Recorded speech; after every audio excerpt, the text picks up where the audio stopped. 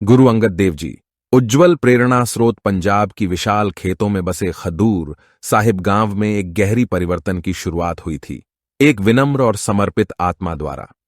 ये आत्मा थे गुरु अंगद देव जी, सिख धर्म के दूसरे गुरु, जिनकी शिक्षा और सेवा में कटिंग न टूटने वाली भरपूर भक्ति थी, जो दुनिया पर अपनी गहरी छाप छोड़ गई। एक भक्तपूर्ण हिंदू परिवार में लहना के रूप में जन्मे गुरु अंगद देव जी का आदि जीवन आध्यात्मिकता की गहरी भावना और ज्ञान की प्राणायाम से भरपूर था। गुरु नानक देव जी के उपदेशों में वो खींच लिए गए, जिनका दिव्य ज्ञान ने उनके अंतर को स्पर्श किया।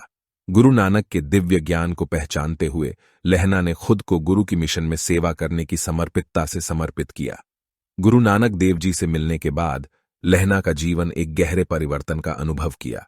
उनकी अटल भक्ति और असीम संभावनाओं को पहचानकर गुरु नानक ने उन्हें उनके बाद सिख समुदाय के मार्गदर्शक रूप में चुना।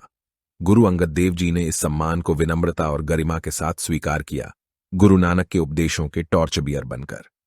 गुरु अंगद देव जी के सबसे महत्वपूर्ण योगदानों में से एक गुरमुखी लिपि की विकास था, एक लिखित भाषा जिससे सिख गुरु ग्रंथ साहिब में मौजूद पवित्र भजनों को पढ़ने और समझने में सहायक हो सकते थे।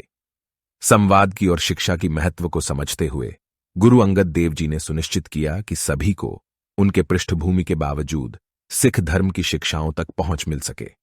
उन्होंने स्कूल और शिक्षा के केंद्र स्थापित किए, जहां बच्चे और वयस्क एक साथ इकट्ठे हो सकते थे, पढ़ाई कर सकते थे, ध्यान कर सकते थे और विचार मंथन कर सकते थे। यह परिवर्तनकारी पहल न केवल साक्षरता को बढ़ावा देती थी, बल्कि सिखों के बीच समुदाय और साझा उद्देश्य की